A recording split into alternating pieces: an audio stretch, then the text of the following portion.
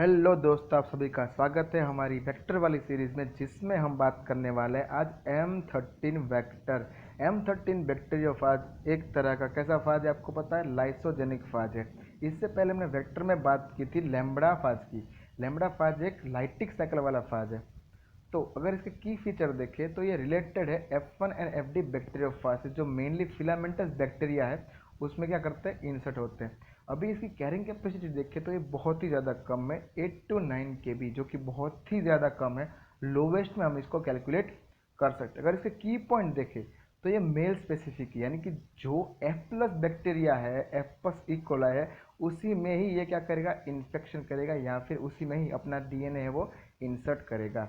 Lysogenic in nature है, उसके पास S S DNA यानी कि सिंगल स्ट्रैंडेड डीएनए है, लेकिन लैम्बडा के पास डबल स्ट्रैंडेड डीएनए था। अभी उसका इन्फेक्शन साइकिल देखें कि वो इन्फेक्शन कैसे करता है। तो M13 इन्फेक्ट बैक्टीरिया वो है एपिलस, वो किसी को करेगा, सी मेल बैक्टीरिया को ही करेगा, मतलब जिसके पास एफ पिल्लस है वो अपना सिंगल स्ट्रैंडेड डीएनए क्या कर देगा, उसमें इंसर्ट कर देगा। और फिर यहाँ पे आता है चेंज, वो अपने सिंगल स्ट्रैंडेड डीएनए को बैक्टीरिया के अंदर डालने के बाद वो कन्वर्ट कर देगा डबल स्ट्रैंडेड में डीएस डीएनए, और उसको बोलते हैं हम आरएफ फॉर्म, यानी कि रेप्लिकेटिव फॉर्म। यहाँ से वो करेगा अपना जो डीएनए है उसको डबल, यानी कि पहले वो एफ प्लस पे बैठेगा, फिर अपना सिंगल स्ट्रैंडेड डीएनए अंदर डालेगा, उस सिंगल स्ट्रैंडेड डीएनए को वो डबल स्ट्रैंडेड में कन्वर्ट करेगा, जिसको हम बोलते हैं रेप्लिकेटिव फॉर्म या फिर आरएफ फॉर्म। फिर वो क्या करेगा, रेप्लिकेट करेगा बैक्टीरिया की पूरी मशीनरी यूज करके उस आरएफ फॉर्म की। फिर जब 100 आरएफ फॉर्म बन जाए तब क्या करेगा, फिर से सिंगल स्ट्रैंडेड में कन्वर्ट हो जाएगा, यानी अल्टीमेटली 200 क्या हो जाएंगे, सिंगल स्ट्रैंडेड डीएनए हो जाएंगे, और फिर हो जाएगा फाज का पैकेजिंग, और 200 फाज एक साथ क्या करेंगे, निकल जाएंगे बाहर के बाहर पहली फुर्सत में। तो अगर हम इसका एग्जांपल देखें तो ये वाइल्ड टाइप फाज है और ये M13 फाज है, सिंपल वाला जो हमने रिकंस्ट्रक्ट किया है। यहाँ पे आप देख सकते हैं सब कुछ सेम है, लेकिन यहाँ पे जो गैप है उसमें हमने एक जीन डाल दिया, लेक जेड जीन, जिसकी मदद से यहाँ पे हमने क्या क्रिएट कर दिया है, हमने क्रिएट कर दिया है M multiple cloning site MCS, जहाँ पे हम अपना डीएनए है वो इंसर्ट कर सकते हैं। यहाँ पे ऐसा कुछ नहीं था, लेकिन यहाँ पे हम इजीली अपना डीएनए इंसर्ट कर सकते हैं, और लेक जेड जीन की मदद से हम क्या कर सकते हैं, इसका स्क्रीनिंग कर सकते हैं कि कौन कौन से बैक्टीरिया के अंदर हमारा जीन ऑफ इंटरेस्ट गया है। इसमें अगर देखें तो ओरिसी कौन सा है, F1 ओरिसी है, फिलामेंटस F1 ओरिसी। अगर इसका रेप्लिकेशन कंट्रोल देखें तो यहाँ पे दोनों सीक्वेंस है, स्टार्ट करने के लिए भी और एंड करने के लिए भी। F1 इनिशिएटर क्या है, बिगिनिंग का, ये स्टार्ट का सिग्नल देगा कि चलिए भाई स्टार्ट कर दिए। और F1 टर्मिनेटर क्या है, वो करेगा कि चलिए भाई स्टॉप कीजिए, क्योंकि ये क्या है, F1 terminator and F1 initiator दोनों कॉम्प्लीमेंट्री है और ओवरहैंगिंग। जब भी इनिशिएटर स्टार्ट करेगा और कहाँ पे आएगा, टर्मिनेटर पे आएगा, तो ये हो जाएगा डबल फॉर्म में कन्वर्ट, और उसी की वजह से क्या हो जाएगा, यहाँ पे हो जाएगा कंट्रोल, और यहाँ पे रुक जाएगा क्या, इसका रेप्लिकेशन। तो ये उसकी साइकिल देख लेते हैं। नॉर्मल जो फाज की साइकिल होती है वैसी की वैसी साइकिल है। ये हमारा M13 फाज है, वो एफ पिलस पे बैठेगा। बैठने के बाद क्या किया, उसके अपना डीएनए अंदर डालिए, सिंगल स्टैंडर्ड डीएनए को, फिर वो कन्वर्ट करेगा उसको डबल स्टैंडर्ड डीएनए में। फिर वो क्या करेगा, जैसे हमने बोला कि वायरल प्रोटीन बनाएगा, खुद का रेप्लिकेशन करेगा, और पूरे वायरल के जो पार्टिकल्स है, प्रोटीन ले लीजिए, कैप्सिड ले लीजिए, टेल ले लीजिए, जो भी उसके पास है वो सब चीज़ें बनाएगा। फिर वो उसका जो डबल स्टैंडर्ड डीएनए था, रेप्लिकेटिव फॉर्म, उसको कन्वर्ट करेगा सिंगल स्टैंडर्ड डीएनए के फॉर्म में। फिर वो हो जाएगा फाज में पैकेजिंग, और फाज यहाँ से निकल जाएगा। ये नॉर्मल इसकी साइकिल है। तो अब ये हमें काम कहाँ पे आएगा, तो हमने जैसे बोला कि ये हमारा रिकंस्ट्रक्ट फाज है, तो हम यहाँ पे अपना जीन ऑफ इंटरेस्ट डाल सकते हैं, और लेग जेड के बीच में हम डाल रहे हैं। देखो लेग जेड के बीच में हम डाल रहे हैं, इसकी वजह से लेग जेड जीन इनएक्टिवेट हो जाएगा, इसको बोलते हैं इंसर्शनल इनएक्टिवेशन।